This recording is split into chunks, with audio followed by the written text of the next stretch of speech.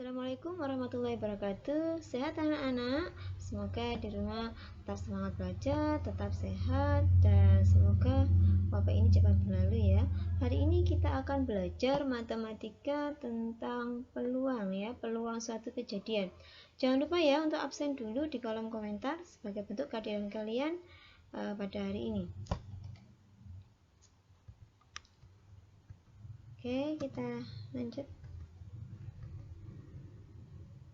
Peluang itu ada peluang tunggal, ada peluang kejadian tunggal, ada peluang kejadian majmuk. Di sini yang kita pelajari lebih dulu tentang peluang tunggal. Peluang itu kalau di bahasa Indonesianya lebih mudah kemungkinan ya, bahasa Inggrisnya probability. Apa itu peluang muncul satu kejadian? Yaitu banyak kejadian atau hasil yang dimaksud dibagi dengan banyak kejadian hasil yang mungkin terjadi.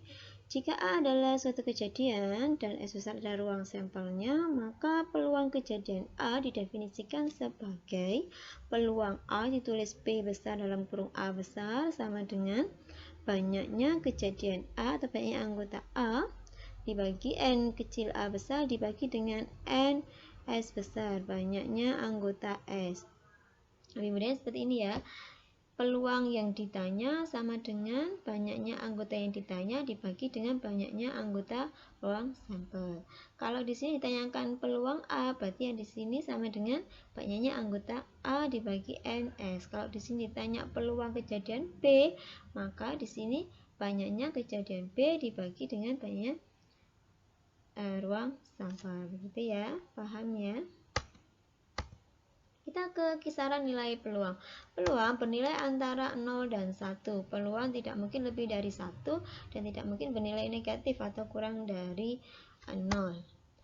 Peluang suatu kejadian sama dengan 0 atau P, katakan kejadiannya A, berarti peluang A sama dengan 0, artinya kejadian itu mustahil terjadi. Contohnya mustahil terjadi adalah matahari terbit dari barat gitu ya, dan banyak kejadian yang lainnya. Peluang suatu kejadian sama dengan 1 atau jika kejadiannya adalah A, maka PA sama dengan 1, artinya kejadian A pasti terjadi. Contohnya, setiap manusia itu pasti akan meninggal, pasti akan mati ya, itu pasti ya. Contoh soal, kita ke contoh soal. Pada pelemparan sebuah dadu, berapa peluang muncul kejadian mata dadu 3, mata dadu lebih dari 1, mata dadu 8, dan mata dadu kurang dari 7. Kalau kita amati ruang sampel dari pelemparan sebuah dadu itu pasti kalau nggak muncul angka 1, muncul angka 2, atau muncul angka 3, atau muncul angka 4, atau muncul angka 5, atau muncul angka 6 gitu ya. Kalau kita jumlahkan NS-nya ada sebanyak 6. Yang pertama yang ditanya adalah peluang mata dadu 3, berarti P dalam kurung 3 sama dengan banyaknya N3 mata dadu 3 dibagi dengan NS-nya. Di sini muncul angka dadu 3. Angka dadu 3 di sini hanya ada 1. Nah, ini saja ya. Dari 6 berarti N3-nya sama dengan 1, NS-nya tadi 6, berarti 1/6. 1/6 itu kalau kita hitung sama dengan 0, gitu ya. Betul ya? Ya, di antara 0 dan 1. Yang kedua, jika ditanya mata dadu lebih dari 1. Lebih dari 1 berarti 2 ke atas ya. Berarti angka 2, 3, angka 2, 3, 4, 5, dan 6. Ada berapa itu? Sama dengan N lebih dari 1, mata dadu yang muncul lebih dari 1 dibagi dengan NS-nya. Tadi ada 1, 2, 3, 4, 5, ada 5, berarti 5/6. 5/6 itu sama masih 0, ya. Betul ya nilai peluangnya ya. Oke, yang ketiga, mata dadu 8. P8. P8 berarti sama dengan yang ditanya 8, jumlah banyaknya N8 dibagi dengan NS. Apakah di sini ada mata dadu 8? Tidak ada. Mata dadunya paling kecil angka 1 yang muncul dan paling besar angka 6. Berarti nilainya adalah 0. 0/6. 0/6 itu hasilnya adalah 0. Yang terakhir, mata dadu kurang dari 7. Kurang dari 7. Berarti N kurang dari 7 dibagi dengan NS-nya. Kurang dari 7 itu berarti di bawahnya angka 7 ya, yaitu angka 1, 2, 3, 4, 5, dan 6. Ada berapa? Ada 6. Semestanya tadi ada 6, berarti 6 dibagi 6 sama dengan 1. kalau kita gambar dalam suatu garis bilangan gitu ya, peluang itu tadi kita uji coba dadu, paling tinggi dia angkanya adalah 1, paling rendah dia nilainya 0. Jadi 1/6 itu ada di sini 0,0,14 sekitar gitu ya. 5/6 itu ada di sini sekitar 0,4 gitu ya. Oke, sampai sini cukup jelas ya. Lanjut. Soal yang kedua. Sebuah kantong berisi 6 kelereng merah. Ada 6 kelereng warna merah dan 5 kelereng putih. Jika diambil 4 kelereng sekaligus secara acak tanpa ada urutan ya, tentukan peluang terambilnya kelereng merah. Berarti dia memakai mengkombinasikan antara kelereng merah dan putih ya. Sehingga di sini yang NS-nya totalnya jumlah keseluruhan kelereng dalam kantong tadi 6 ditambah 5 itu sama dengan 11. Yang diminta susunannya 4, berarti 11 kombinasi 4. Kalau 11 kombinasi 4 itu berarti perkalian mundur angka 11 sebanyak 4 langkah dibagi dengan perkalian 4 maju. 11 kali 10 kali 9 kali 8 dibagi 4 kali 3 kali 2 kali 1. Maka ada yang bisa dicoret. Coba kita coret. 4 dengan 8 itu tinggal 2 ya. Terus 2 dengan 2 habis, 3 dengan 9 sisa 3. Sehingga kalau kita hitung hasilnya 11 kali 3 33 dikalikan 10 dibagi 1 330. Itu untuk jumlah anggota ruang sampelnya semestanya. Sekarang yang ditanya adalah peluang kelereng merah, berarti kita hitung jumlah kelereng merahnya, NM-nya tadi mintanya 4 ya, dari 6 yang disediakan 6, berarti 6 kombinasi 4 sama dengan perhitungan mundur angka 6 sebanyak 4 langkah, 6 kali 5 kali 4 kali 3 dibagi dengan perkalian 4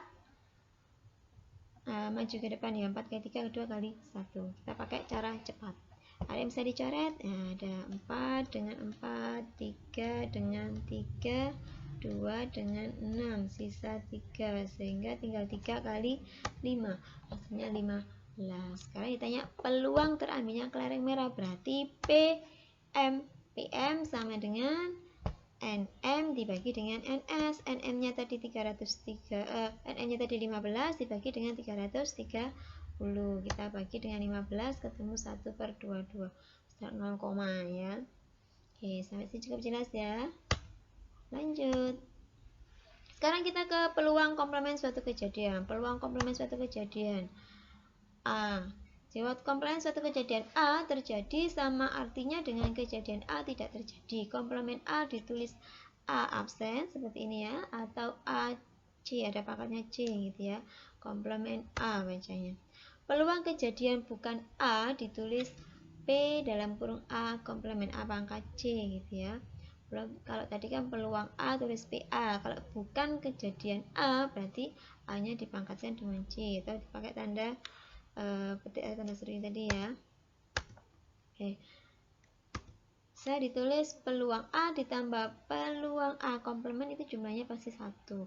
Atau kalau kita mencari nilai peluang komplement A-nya sama dengan 1, yang peluang A-nya kita pindah ke ruas satunya sehingga dia awalnya positif bernilai menjadi negatif. Kita ke contoh soal paling enak. Sebuah kubus bernomor 1 sampai 6 dilempar sekali. Berapa peluang kejadian munculnya? Yang pertama bilangan kelipatan 2, yang kedua bukan bilangan kelipatan 2. Ada kubus dinomori 1 sampai 6. Lemparnya hanya sekali. Disuruh mencari peluang munculnya kelipatan 2 dan bukan kelipatan 2. Kita hitung yang kelipatan 2 dulu. Bentar ya. Bilangan kelipatan 2.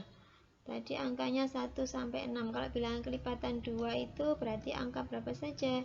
Ada angka 2, 4, sama 6. Gitu ya. Berarti kalau kita ditanya peluang munculnya kelipatan 2 Jadi sama dengan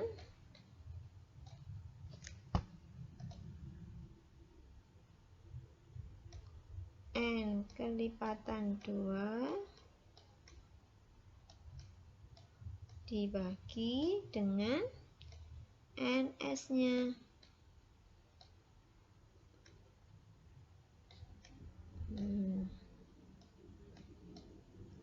N kelipatan 2 ini ada berapa? Ada 3. NS-nya berapa? 6 ya, 1 sampai 6 tadi ya, 6. Sehingga nilainya berapa?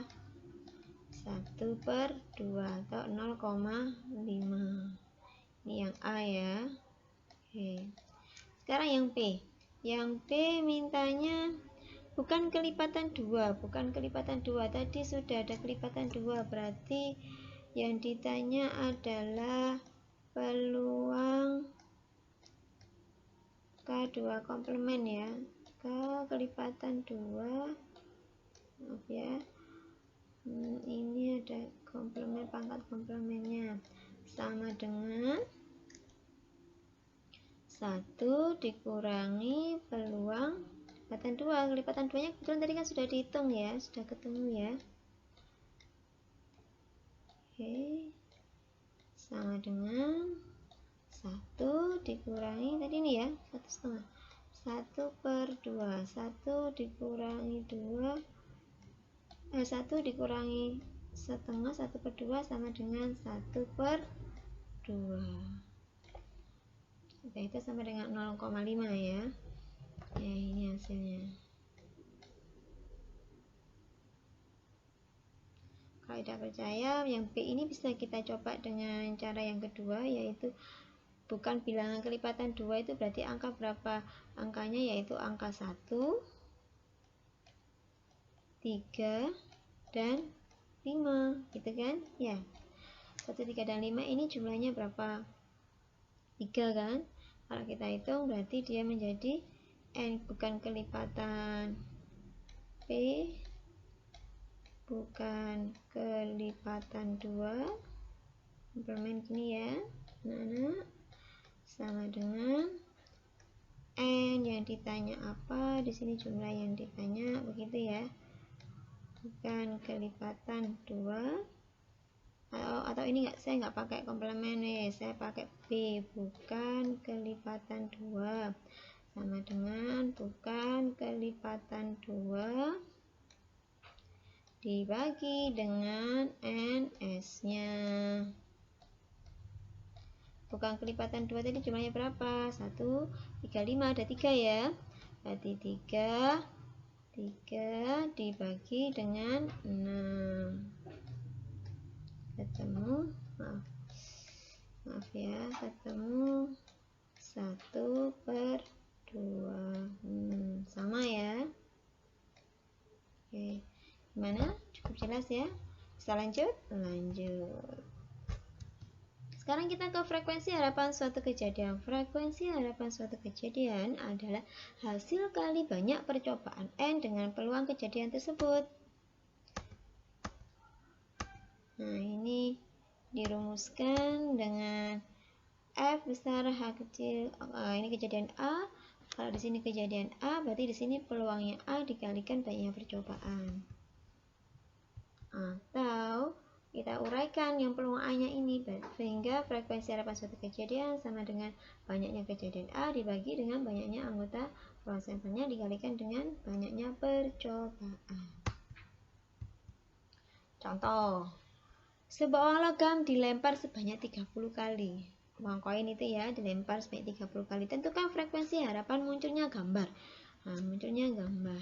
Kalau koin itu kemungkinannya ruang sampelnya kalau nggak yang muncul angka ya gambar. Misal tadi diminta kejadian muncul gambar G, kita misalkan sebagai G, maka banyaknya kejadian G adalah 1. Dia hanya keluar 1 kali, kan hanya 1 kali lempar ya. NS-nya ketemu 2, banyak percobaan jadi 30. Kita masukkan ke rumusnya. Peluang G, kita cari peluang G dulu sama dengan banyaknya kejadian G, munculnya gambar dibagi dengan banyaknya anggota ruang sampel. Sama dengan NG-nya tadi 1 dibagi NS-nya ketemu 2, sama dengan 0,5 ya. Oke, kita kita cari frekuensi harapan dari munculnya gambar adalah sama dengan peluang munculnya gambar dikalikan dengan banyaknya percobaan. Peluangnya tadi nilainya setengah, dikalikan percobaannya 30, sehingga kita kalikan, kita sederhanakan, ketemu 15. Oke anak-anak, saya rasa cukup jelas ya penjelasannya. Silakan dicatat, diringkas di buku catatannya. Untuk minggu depan kita bahas materi selanjutnya. Sampai ketemu minggu depan. Saya akhiri. Assalamualaikum warahmatullahi wabarakatuh.